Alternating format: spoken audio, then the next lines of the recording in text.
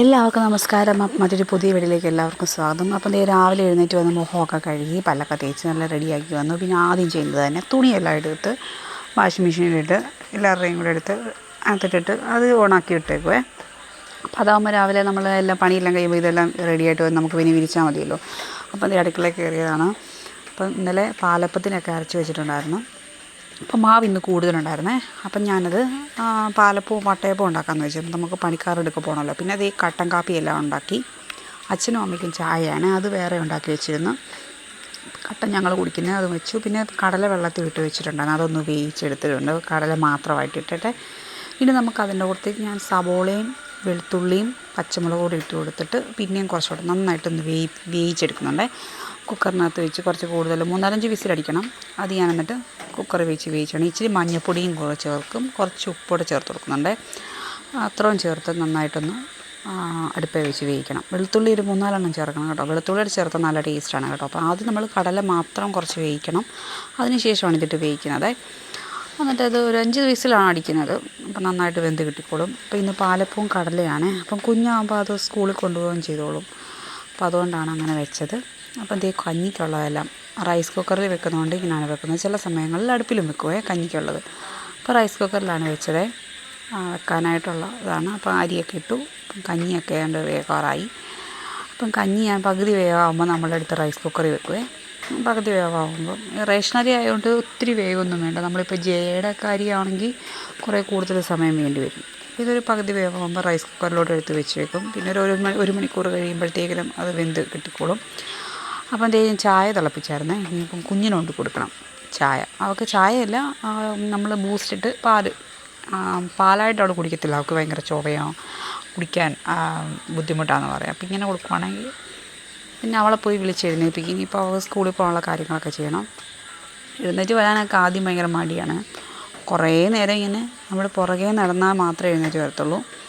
അപ്പം എന്തേ അവളെ വിളിച്ചെഴുന്നേൽപ്പിച്ച് അവൾ ചായയൊക്കെ കുടിക്കും. ഉണ്ടോ, കുറേ നേരം കിടന്ന് ബഹളമൊക്കെ വെക്കും.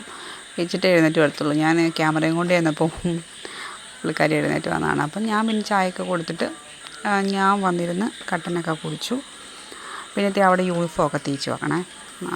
അവർക്ക് പാൻറ്റും ഷർട്ടും കോട്ടും, അതാണ് യൂണിഫോം. ഞങ്ങൾ പഠിച്ച സ്കൂളിൽ തന്നെയാണ് അവളും പഠിക്കുന്നത്. അപ്പം അതെല്ലാം റെഡിയാക്കി. പിന്നെ ഞാൻ കടയിൽ പോയി കടയെല്ലാം ഒന്ന് തുറന്നിട്ട് അതെല്ലാം അവിടെ എല്ലാം തൂത്ത് തുടച്ച് പുറത്ത് സാധനമെല്ലാം എടുത്ത് വെച്ചിട്ട് വരണമായിരുന്നേ. അപ്പം വന്നതിന് ശേഷം അച്ചാച്ചൻ കടയിൽ വന്നു. അപ്പം ഞാൻ ഇങ്ങോട്ട് പോന്നു. പിന്നെ ഞാൻ ജനലൊക്കെ തുറന്നിട്ടു. നല്ല വെട്ടമാണല്ലോ നമ്മളിവിടെ. അപ്പോൾ അതെല്ലാം തുറന്നിട്ടു, എല്ലാം റെഡിയാക്കി. ഇനി ഇവിടെയൊക്കെ ഇതൊക്കെ കുറച്ച് പണിയൊക്കെ ചെയ്തിട്ട് വേണം തൂത്ത് വാരിയിടാനായിട്ട്. അപ്പം അതെല്ലാം കഴിഞ്ഞ് ഞാൻ നേരെ പിന്നെ പോകുന്നത് കോഴിക്കൂട്ടിലോട്ടാണ്. നമുക്ക് 10-16 കോഴിയൊക്കെ ഉണ്ടായിരുന്നു ആദ്യം വന്നപ്പോൾ. നമുക്ക് പഞ്ചായത്തിൽ നിന്നൊക്കെ ഇവിടെ കോഴി വിതരണം ഉണ്ടായിരുന്നു. അപ്പോൾ നമുക്ക് ആദ്യം ഒരു 5 കോഴി കിട്ടി. ഞങ്ങളുടെ ചിറ്റയുടെയൊക്കെ കോഴിയായിട്ടൊരു 5 എണ്ണം അതൊക്കെ കിട്ടി. പിന്നെ വേറെ ഞങ്ങൾ വിലയ്ക്ക് മേടിച്ചായിരുന്നു 2-3 കോഴീനെയൊക്കെ. അങ്ങനെ കുറേ കോഴിയൊക്കെ ഉണ്ടായിരുന്നു. പക്ഷേ കുറേയൊക്കെ ചത്തുപോയി. പിന്നെ 1-2 എണ്ണമൊക്കെ ഒരാൾക്ക് കൊടുത്ത്. അപ്പോൾ ഇപ്പോൾ 2 കോഴിയേ ഉള്ളൂ. പിന്നെ ഒരു പ്രാവശ്യം ഒരു പട്ടി വന്ന് കൂട് തുറന്നിടക്കുമായിരുന്നു. അങ്ങനെ കോഴീനെയൊക്കെ കൊന്നു. ഇപ്പോൾ 2 എണ്ണമേ ഉള്ളൂ. മുട്ടയിടുന്നതാണ്, 2 മുട്ടയിടും. അപ്പോൾ അതിന് അരിയൊക്കെ വെച്ച് കൊടുത്താണ്. ചോറൊക്കെ ബാക്കി വരുവാണെങ്കിൽ അതുമൊക്കെ വെച്ച് കൊടുക്കും. പിന്നെ കോഴിത്തീറ്റ വേറെ മേടിക്കും. കോഴിത്തീറ്റ കൊടുത്താലേ അത് മുട്ടയെടുത്തുള്ളൂ. നമ്മൾ ചോറോ അരിയോ ഒക്കെ കൊടുക്കുവാണെങ്കിൽ അത് വലിയ താല്പര്യമില്ല. അപ്പോൾ അതെല്ലാം കഴിഞ്ഞ് ഞാൻ പിന്നെ അടുക്കളയിൽ വന്നു. അപ്പം കൂടുതൽ മാവുണ്ടായിരുന്നു, അതുകൊണ്ട് ഞാൻ ഉണ്ടാക്കി. അപ്പം നമുക്ക് വട്ടയപ്പം കൂടെ ഉണ്ടാക്കണമല്ലോ. അപ്പം അതിന് വേണ്ടി അപ്പം നമ്മൾ ഇന്ന് പണി സ്ഥലത്ത് വരെ പോയി അവർക്ക് ഇച്ചിരി ചായയുടെ കൂടെ കഴിക്കാനായിട്ട് എന്തെങ്കിലും കൊടുക്കണം. ചായയൊക്കെ കൊടുക്കുമല്ലോ, അപ്പോൾ ആ കൂട്ടത്തിൽ കൊടുക്കാനായിട്ടാണ് വട്ടയപ്പം ഉണ്ടാക്കി കൊണ്ടുപോകാമെന്ന് വെച്ചു. നമുക്ക് കുറേ ചേട്ടന്മാരുണ്ടല്ലോ, അവർക്ക് കൊടുക്കാനാണ്. അപ്പം കുറച്ചെണ്ണം പാലപ്പത്തിനും കുറേത് വട്ടയപ്പത്തിനും ആക്കി 2ആയിട്ട് മാറ്റി. ഞാൻ പിന്നെ കടയിൽ നമ്മുടെ സാധനമൊക്കെ ഉള്ളതുകൊണ്ട് നമുക്ക് ആവശ്യമുള്ളതനുസരിച്ച് പോയെടുത്താൽ മതി. ഈ ഒരു ഉണ്ട ശർക്കര ഞാൻ വെള്ളത്തിലിട്ട് അലിയിച്ചെടുക്കുന്നുണ്ട്. ശർക്കര പാനി വേണമല്ലോ. പിന്നെ ഏലക്കായും ജീരകവും കൂടെ എടുക്കുന്നുണ്ട്. അത് നന്നായിട്ട് പൊടിച്ചെടുക്കണം, ഏലക്കയും ജീരകവും. ആ ഒരു മണമൊക്കെ കിട്ടാനായിട്ട് വട്ടയപ്പത്തിന് ഇതാണ് പ്രധാനം. നമ്മളിവിടെ ഇങ്ങനെയൊക്കെയാണ് ഉണ്ടാക്കുന്നത്. പഞ്ചസാര ഇട്ടും ഉണ്ടാക്കും, അല്ലെങ്കിൽ ശർക്കര ഇട്ടും. അപ്പം ഞാൻ നമ്മുടെ ഈ വട്ടയപ്പത്തിനുള്ള മാവിലോട്ട് ഈ ചതച്ചത് വെച്ചിരിക്കുന്നത് ഏലക്കായും ജീരകവും കൂടെ ഇട്ട് ചേർത്ത് നന്നായിട്ട് ഇളക്കി കൊടുക്കുന്നുണ്ട്. ഒരു ശകലം ഉപ്പൂടെ ചേർത്ത് കൊടുക്കണം. പിന്നെ നമ്മൾ ഈ ശർക്കര പാനിയും കൂടാണ് ചേർക്കുന്നത്. നമ്മളിപ്പം എടുത്ത ശർക്കരയ്ക്ക് കളർ ഇല്ലായിരുന്നു, തീരെ ഒട്ടും കളറില്ലായിരുന്നു. അപ്പോൾ ശർക്കര പാനി എടുത്തിട്ട് നമ്മൾ നന്നായിട്ട് തണുത്തതിന് ശേഷം അരിച്ചെടുക്കണേ. അല്ലെങ്കിൽ ഈ അരിക്കാതെ എടുക്കുമ്പോൾ അതിനകത്ത് ചിലപ്പോൾ ഈ മണ്ണും പൊടി അങ്ങനെയൊക്കെയുള്ള കാര്യങ്ങൾ കാണും. അപ്പം നമ്മൾ അരിച്ചെടുത്തിട്ട് തണുത്തതിന് ശേഷം മാത്രം മാവിനകത്തോട്ട് ചേർത്ത് കൊടുത്തിട്ട് നന്നായിട്ടൊന്ന് ഇളക്കി കൊടുക്കണം. ഈ ഒരു ഇതിന് കളറില്ല, മധുരം ഉണ്ടായിരുന്നു, പക്ഷേ കളറില്ലാഞ്ഞത് ഈ ശർക്കരയ്ക്ക് കളറില്ലാഞ്ഞത് കൊണ്ടാണ്. ചില ശർക്കരകളുണ്ട് നല്ല കളറായിട്ടുള്ള ശർക്കര, പക്ഷേ ഇതിന് കളറില്ലാത്ത ശർക്കരയാണ്. ഇതിപ്പം മധുരമുണ്ട് പക്ഷേ കേട്ടോ. അല്ലെങ്കിൽ നമുക്ക് ഈ ശർക്കരയ്ക്ക് പകരം പഞ്ചസാര ചേർത്ത് കൊടുത്താലും മതി.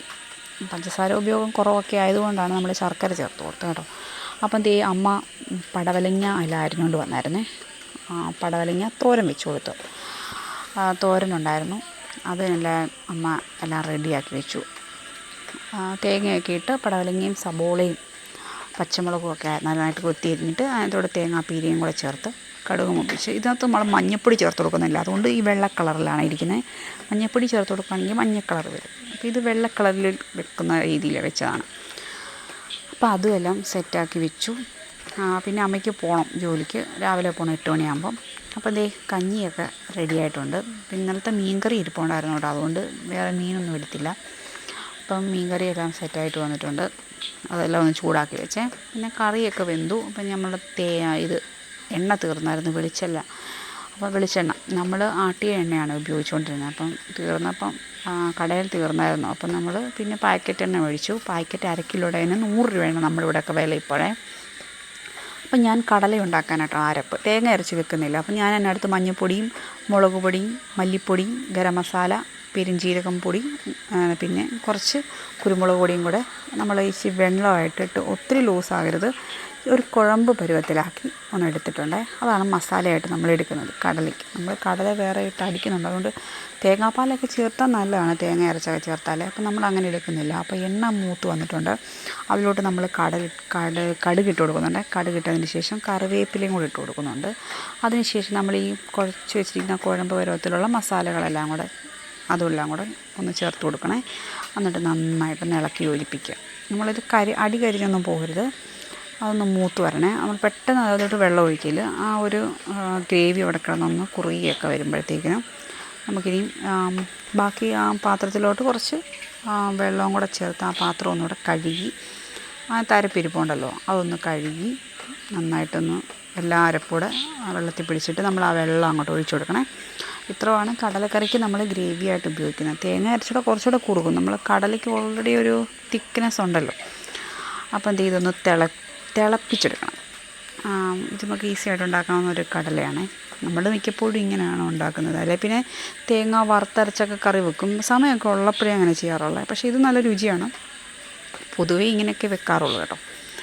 അപ്പം അതൊന്ന് തിളയ്ക്കാനായിട്ട് കുറച്ചുകൂടെ വെള്ളം വേണേൽ ആവശ്യം അനുസരിച്ച് നമുക്ക് ഒഴിച്ചു കൊടുക്കാമേ. അപ്പം ഞാൻ എന്തെടുക്കുമെന്ന് അറിയാം പിന്നെ ചെയ്യുന്നത്, കടല നമ്മൾ വേവിച്ച് വെച്ചില്ലേ, ആ കടല നമ്മൾ മിക്സിയുടെ ജാറിനകത്തോട്ട് ഇട്ട് ഒന്ന് നന്നായിട്ട് അരച്ചെടുക്കുന്നുണ്ട്. അതായത് തിക്കായിട്ട് കിട്ടാൻ വേണ്ടിയാണ് കേട്ടോ. എന്നിട്ട് അരച്ചെടുത്തത് നമ്മൾ ഈ കടലയ്ക്കകത്തോട്ട് ചേർത്ത് കൊടുക്കണേ. അപ്പം നമുക്ക് കുറുകി നല്ലതായിട്ട് കിട്ടും. പിന്നെ വെച്ചിലൊക്കെ വേണമെങ്കിൽ പാലപ്പത്തിൻ്റെ ഇച്ചിരി മാവ് കൂടെ ഒക്കെ വേണം ചേർത്ത് കൊടുക്കാം കേട്ടോ, കുറുകിയിരുന്നോളും.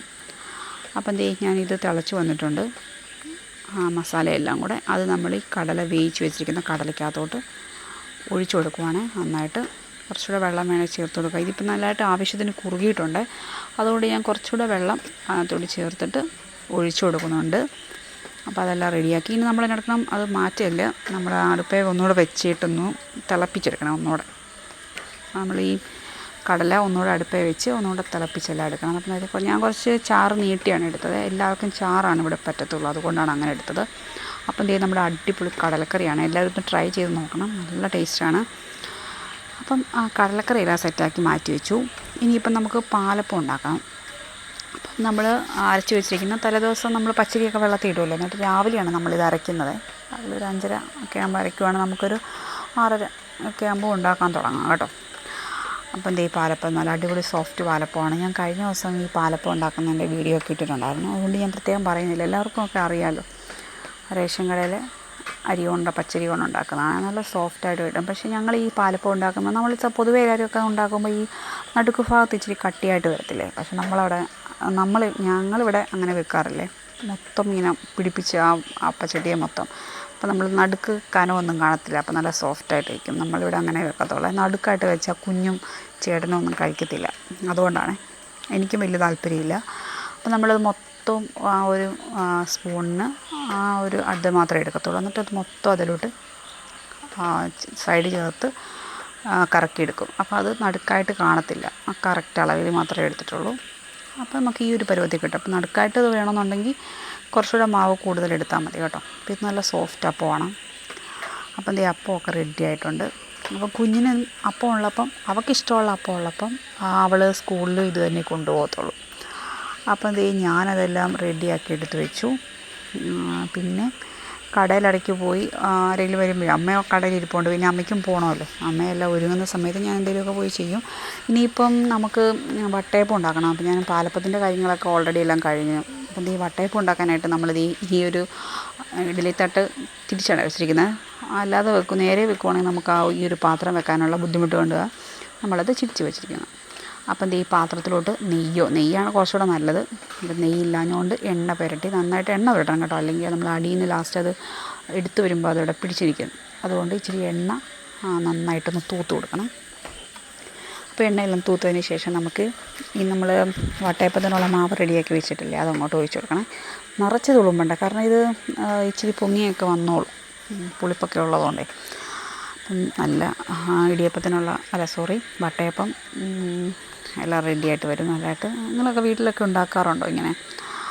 അപ്പം അതെല്ലാം ഞാനിത് പാത്രത്തിലോട്ട് കോരി ഒഴിച്ചിട്ടുണ്ട്. ഇനി ഇത് നന്നായിട്ട് അടച്ച് വെച്ച് എടുക്കുക.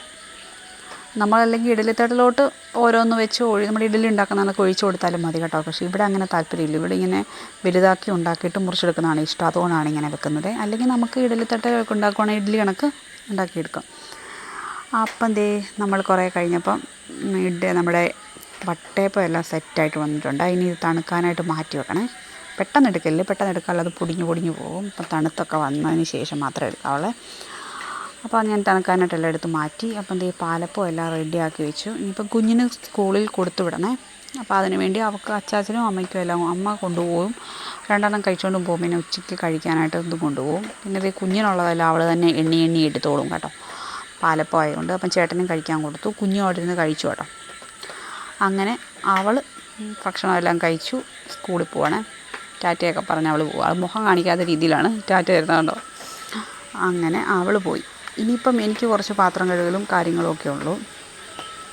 അപ്പോൾ അതുമായിട്ട് പിന്നെ കടയിൽ ഇടയ്ക്ക് ആരെങ്കിലും വരുമ്പം പാലുകാരൊക്കെ വരുമ്പം പാലും കൊണ്ട് വണ്ടി വരും. അപ്പോൾ അങ്ങോട്ട് പോകണം. അച്ചാച്ചനെ എടുത്തുകൊണ്ട് വെക്കാനൊക്കെ ബുദ്ധിമുട്ടാണ്, നടുവേദനയൊക്കെ ഉള്ളതുകൊണ്ട്. അപ്പോൾ അങ്ങോട്ട് പോയി അതെല്ലാം റെഡിയാക്കി വെക്കണം. പിന്നെ ഞാൻ വന്നു. നമ്മുടെ പാലപ്പവും കറിയും എല്ലാവരും കഴിച്ചിട്ട് ബാക്കി വന്നതാണ്. അപ്പം വൈകിട്ടത്തേക്ക് വെക്കുവാണെങ്കിൽ അവൾ വരുമ്പോൾ അവൾ കഴിച്ചോളൂ, അവൾക്ക് ഇഷ്ടമാണ്. അതെല്ലാം മാറ്റി വെച്ചു. പിന്നെ നമ്മുടെ വട്ടയപ്പമൊക്കെ സെറ്റായിട്ട് വന്നിട്ടുണ്ട്. അപ്പോൾ ഇത് മുറിച്ചെടുക്കണം. അപ്പം ഞാൻ അതെല്ലാം ഓരോ ചെറിയ പീസായിട്ട് മുറിച്ചെടുത്ത് നമ്മുടെ പണിക്കാർക്ക് കൊണ്ട് കൊടുക്കാൻ പോവാണ്. പണിക്കാർ ചേട്ടന്മാരുടെ അടുക്ക കൊണ്ടുപോയി. അപ്പം അവർക്ക് കൊടുത്ത് അവരെല്ലാം കഴിക്കുവാണ്. അപ്പം ഞാൻ അവിടെ നിന്ന് അവർക്കെല്ലാം കൊടുത്ത്, ചേട്ടനും ഉണ്ട് അവരുടെ കൂടെ. അങ്ങനെ അവരെല്ലാം കഴിക്കുന്നതെല്ലാം കണ്ടു. അവിടെ നിന്ന് കുറച്ച് നേരം അത് കഴിഞ്ഞ് ഞാൻ പിന്നെ വീട്ടിലോട്ടിങ്ങ് പോന്നേ. അപ്പോൾ വീട്ടിൽ വന്നപ്പോഴത്തേക്കിനും നമുക്ക് എന്തെങ്കിലും കറി ഒന്നുകൂടെ വെക്കണമെന്ന് വിചാരിച്ചു. അപ്പോൾ ചേട്ടൻ പറഞ്ഞു അവിയൽ വേണമെന്ന് പറഞ്ഞു. അപ്പോൾ നമുക്ക് അധികം കഷ്ണങ്ങളൊന്നുമില്ല, ഉള്ളത് വെച്ചൊരു അവിയൽ ഉണ്ടാക്കാമെന്ന് വെച്ചേ. പിന്നെ ഞാൻ ബീട്രൂട്ടിന് രാവിലെ അരിഞ്ഞ് വെച്ചിട്ടുണ്ടായിരുന്നു. പിന്നെ വേലിച്ചീര നിൽപ്പുണ്ടായിരുന്നു, അതും കൂടെ ഈ ബീട്രൂട്ടിനകത്തോട്ട് ഇട്ട് കൊടുത്തേ. എന്തായാലും ഇത് രണ്ടോടെ ചേർത്തുകൊണ്ട് നല്ല ടേസ്റ്റായിരുന്നു കേട്ടോ. ഈ വേലിച്ചീര നല്ല ടേസ്റ്റാണ്. നമ്മൾ വേലിച്ചീര ഈ മുട്ടയൊക്കെ ഇട്ട് തോരൻ വെച്ച് നോക്കണം, നല്ല സൂപ്പറാണ്. നമുക്കിവിടെ ഒത്തിരി ഇല്ലായിരുന്നു. ഞാൻ പിന്നെ അവിയലിനകത്തും ഒരു ശകലം ഇട്ട് ഇതിനകത്തോടെ കുറച്ച് തോരൻ്റെ കൂടെ ഇട്ട് വെച്ചു. ഞാൻ പിന്നെ ഇതെല്ലാം കൂടെ അരിഞ്ഞ് വെച്ചു. ബീട്രൂട്ടും സബോളയും പച്ചമുളകും തേങ്ങായും പിന്നെന്താ മഞ്ഞൾപ്പൊടിയും ഉപ്പും ഇട്ട് വെച്ചു. അതിൻ്റെ കൂടെ ഈ വേലിച്ചീര ആയതുകൊണ്ട് ചെറുതായിട്ടായിരുന്നു അതുകൂടെ ഇട്ട് കൊടുക്കുന്നുണ്ട്. എന്നിട്ട് കടുക് മൂപ്പിച്ചതിന് ശേഷം ഇതൊക്കെ അങ്ങോട്ട് ഇട്ട് കൊടുക്കുക. ഉപ്പും ആവശ്യത്തിനിട്ട് നന്നായിട്ട് ഇളക്കി യോജിപ്പിച്ചവിടെ വെക്കുക. എളുപ്പമുള്ള കറികളാണ്. അപ്പം ബീട്രൂട്ട് തോരൻ നല്ലതാണ് നമ്മൾ ഭക്ഷണത്തിലേക്ക് ഉൾപ്പെടുത്തുന്നത്. അപ്പം ബീട്രൂട്ട് തോരൻ അങ്ങനെ എല്ലാം റെഡിയാക്കി വെച്ചിട്ട് ഇനി മൂടി വെച്ചാൽ മതി. അത് പെട്ടെന്ന് വേകുന്നൊരു സംഭവമാണ്. അപ്പം ഞാനതെല്ലാം കറിക്കുള്ളതെല്ലാം റെഡിയാക്കി വെച്ചു. രാവിലെ പടവലങ്ങയുടെ തോരൻ ഉണ്ടായിരുന്നു. എന്നാലും ബീട്രൂട്ട് ഇഷ്ടമായതുകൊണ്ട് വൈകിട്ടത്തേക്കൂടെ പടവലങ്ങയുടെ ഉച്ചയാകുമ്പോൾ തീരും. പിന്നെ വൈകിട്ടത്തേക്കൂടെ വേണ്ടി വെച്ചാൽ കേട്ടോ. അമ്മ കൊണ്ടുപോകും തോരനൊക്കെ ഉച്ചക്കത്തേക്ക്. അപ്പം അത് തീർന്നു. വൈകിട്ടത്തേക്ക് കാണത്തില്ല, അതുകൊണ്ട് ഞാൻ വൈകിട്ടത്തേക്കൂടെ കൂട്ടി വെച്ചാണ്. കുഞ്ഞ് വരുമ്പം വൈകിട്ട് അത് കഴിച്ചോളും, ഇഷ്ടമാണ്. അപ്പം നല്ല അടിപൊളി ബീട്രൂട്ടും വേലിച്ചീരയും കൂടെ തോരൻ റെഡി ആയിട്ടുണ്ട്. ഇനിയിപ്പം അവിയലിനുള്ള കഷ്ണങ്ങളെല്ലാം കൂടെ, കഷ്ണം കടയിൽ കുറവായിരുന്നു, അപ്പം ഞാൻ പിന്നെ ചീരയും വേലിച്ചീരയും ചുമലച്ചീര നിൽപ്പുണ്ടായിരുന്നു, അതും വേലിച്ചീരയും എല്ലാം കൂടെ അരിഞ്ഞെടുത്തു. പിന്നെ മീൻ വറക്കാനായിട്ട് വെച്ചിട്ടുണ്ടായിരുന്നേ. ഇന്നലെ കറി വെച്ച മീനിൻ്റെ ഉള്ളതുണ്ടായിരുന്നു, അത് വറക്കാനെല്ലാം വെച്ചു, അതും മാറ്റി വെച്ചു. അപ്പം നമ്മൾ അവിയൽ വെക്കാനായിട്ട് കുക്കറിനകത്തോട്ട് കഷ്ണങ്ങളൊക്കെ അരിഞ്ഞിട്ടു. പിന്നെ ഉള്ളിയും വെളുത്തുള്ളിയും പച്ചമുളകും ജീരകവും മഞ്ഞൾപ്പൊടിയും തേങ്ങയൊക്കെ ഇട്ട് നമ്മൾ അരച്ചെടുക്കുന്നുണ്ട്. അരപ്പേ വെള്ളം ചേർക്കാതെ വേണം അരച്ചെടുക്കാൻ. അപ്പോൾ അതും എല്ലാം റെഡിയാക്കി. ഈ കഷ്ണം വെന്ത് കഴിയുമ്പോൾ, ഇത് എളുപ്പം ഉണ്ടാക്കുന്നൊരു അവിയലാണ്. അപ്പോൾ കഷ്ണം എല്ലാം വെന്ത് കഴിയുമ്പോഴത്തേക്കിനും വെള്ളം ഊറ്റി കളഞ്ഞതിന് ശേഷം നമ്മൾ ഈ അരപ്പിനകത്തോട്ട് ചേർത്താൽ മതി. നമ്മൾ സാധാരണ എണ്ണയ്ക്കകത്തൊക്കെ മൂപ്പിച്ചെടുക്കുമല്ലേ, വെള്ളമൊക്കെ ചേർക്കാതെ. ഇതിപ്പം തട്ടിക്കൂട്ടി പെട്ടെന്ന് ഉണ്ടാക്കുന്നതുകൊണ്ടാണ്. എന്നിട്ട് അരപ്പെല്ലാം കൂടെ അതിനകത്തോട്ട് ചേർത്ത് കൊടുത്ത് നന്നായിട്ടൊന്ന് ഇളക്കി യോജിപ്പിക്കാം. അപ്പം നമ്മൾ അവിയൽ റെഡിയാണ്. ഇനിയിപ്പം കടുക് മൂപ്പിച്ചിട്ടാൽ മതി കേട്ടോ. അപ്പം ഞാൻ പിന്നെ കഴിപ്പൊക്കെ കഴിക്കാൻ പറ്റിയില്ലായിരുന്നു. അപ്പം ഞാൻ പിന്നെ പെട്ടെന്ന് കഴിച്ചു. കുറച്ചവിടെ നിന്നുകൊണ്ട് തന്നെയാണ് കഴിച്ചത്. അപ്പോൾ അതെല്ലാം കഴിഞ്ഞ് ഇനി നേരെ കടയിലോട്ട് പോകണം. അപ്പം ഞാൻ പിന്നെ വന്ന് കടയിൽ ചെന്നു. അപ്പോൾ എൻ്റെ പണികളെല്ലാം ഒതുങ്ങി. ഇപ്പം ആരും ഇല്ല വീട്ടിൽ. അച്ചാച്ചൻ സൊസൈറ്റി ജോലിയുണ്ട്, അവിടെ പോയി. അമ്മയും പോയി. ചേട്ടൻ പിന്നെ ഓട്ടം പോയി. പിന്നെ ഞാനൊരു കുറച്ച് വെള്ളമൊക്കെ എടുത്തുകൊണ്ട് വന്ന് കടയിൽ വന്നിട്ട് ഈ ഒരു ബുക്കുണ്ടായിരുന്നു, ഇടയ്ക്ക് വല്ല ബുക്കൊക്കെ വായിക്കും. ആ ബുക്കും വായിച്ച് പിന്നെ ഞാൻ ഈ PSCയുടെ എക്സാമൊക്കെ എഴുതുന്നുണ്ട്. LDCയുടെ എക്സാമൊക്കെ കഴിഞ്ഞു. പിന്നെ ഇനിയും LGSൻ്റെ എക്സാം വരുന്നുണ്ട് ഡിസംബറിൽ. അപ്പോൾ അതിനായിട്ട് കുറേ നേരം പഠിക്കാനായിട്ടിരിക്കും. കടയിലിരിക്കുകയാണെങ്കിൽ നമ്മൾ ഫ്രീ എല്ലാം ജോലിയെല്ലാം തീർത്തിട്ടിരുന്ന് പഠിക്കാമല്ലോ. അപ്പോൾ ഞാൻ പിന്നെ ഇൻ്റർവെല്ലാണ് നമുക്ക് കേട്ടോ. അപ്പോൾ പഠിപ്പെല്ലാം കഴിഞ്ഞ് ഉച്ചയായപ്പം ഒരു 2 മണിയായപ്പം ചോറൊക്കെ ചേട്ടൻ വന്നു, ചോറുണ്ട്. പിന്നെ രാത്രി നാമം ചെല്ലാനുള്ള പരിപാടികളാണ്. ഇത്ര ഉള്ളായിരുന്നു എൻ്റെ ഒരു ഡേ ഇൻ മൈ ലൈഫ്. എല്ലാവർക്കും ഇഷ്ടപ്പെട്ടെന്ന് കരുതുന്നു. Thank you so much.